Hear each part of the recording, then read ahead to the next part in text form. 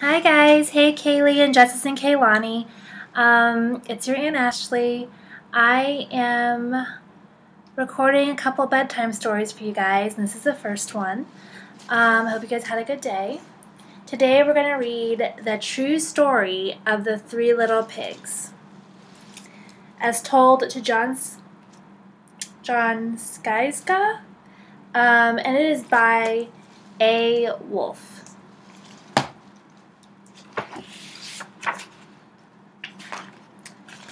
The true story of the Three Little Pigs.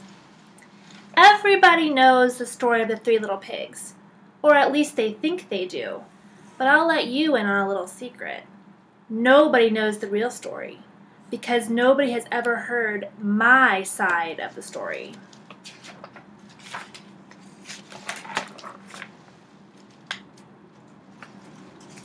I'm the wolf, Alexander T. Wolfe. You can call me Al. I don't know about this whole big bad wolf thing got started, but it's all wrong.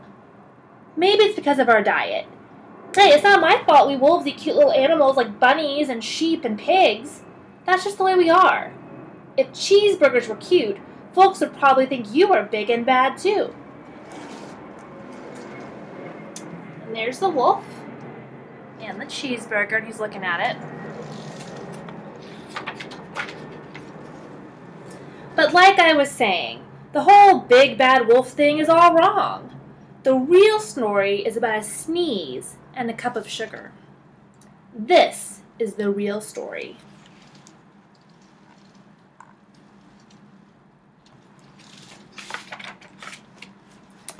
Way back in Once Upon a Time, I was making a birthday cake for my dear old granny. I had a terrible sneezing cold and I ran out of sugar. There he is making the cake. And look, no more sugar in the bag. So I walked down the street to ask my neighbor for a cup of sugar. Now this neighbor was a pig, and he wasn't too bright either. He had built his whole house out of straw.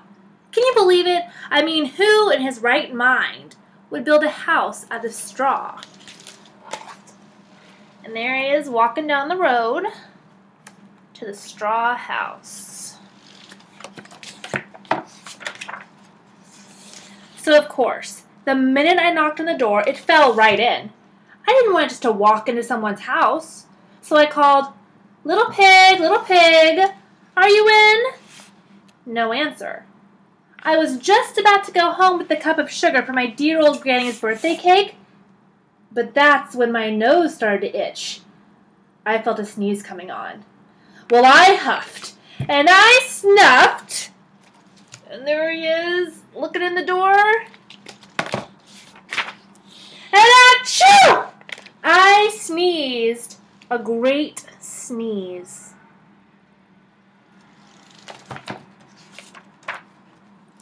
And you know what? That whole darn straw house fell down. And right in the middle of that pile of straw was the first little pig, dead as a doornail. He had been home the whole time. It seemed a shame to leave a perfectly good ham dinner lying there in the straw like that, so I ate it up. Think of it like a big cheeseburger just lying there. And there's the little pig in the middle of his blown down straw house.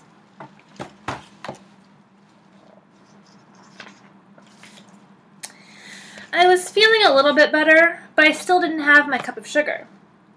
So I went next door to the neighbor's house. The neighbor was the first little pig's brother. He was a little bit smarter, but not much. He had built his house out of sticks.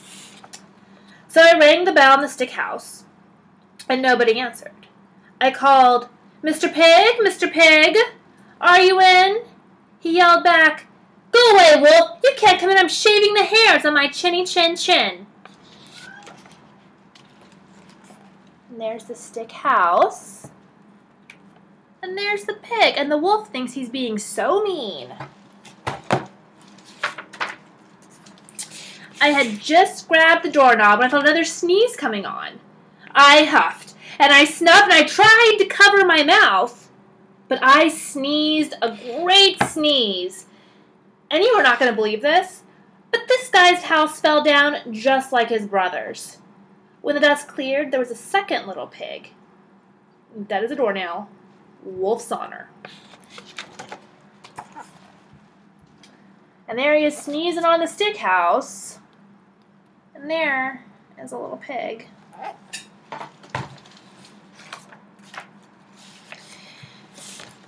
Now, you know food will spoil if you just leave it out in the open. So I did the only thing there was to do. I had dinner again. Think of it as a second helping. Well, I was getting awfully full, and my cold was feeling a little bit better, and I still didn't have that cup of sugar for my dear old granny's birthday cake. So I went to the next house. This guy was the first and second pig's brother. He must have been the brains of the family because he built his house out of bricks. I knocked on the brick house. No answer. I called, "Mr. Pig, Mr. Pig, are you in?" And do you know what that rude little poker answered? "Get out of here, Wolf! Don't you bother me again!" Talk about impolite. And he probably had a whole sack full of sugar. And he wouldn't give me just one little cup.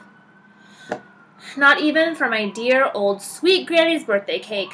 What a pig. I was just about to go home and maybe make a nice birthday card instead of a cake when I felt my cold coming on. I huffed, and I snuffed, and I sneezed once again, and the third pig yelled out, "And your old granny can sit on a pin." And there's the brick house and the pig looking out of it at the wolf. Now, usually, I'm a pretty calm fellow. But when somebody talks about my granny like that, I go a little bit crazy. So when the cops drove up, of course I was trying to break down this pig's door. And the whole time I was huffing and puffing and sneezing and making a real scene. So there he is, causing a ruckus.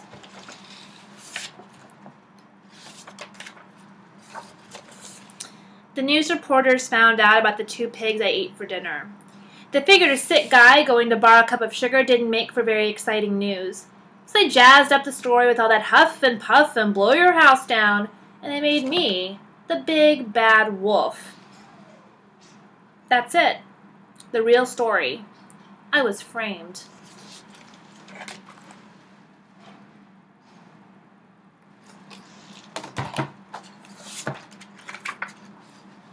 But maybe you could loan me a cup of sugar.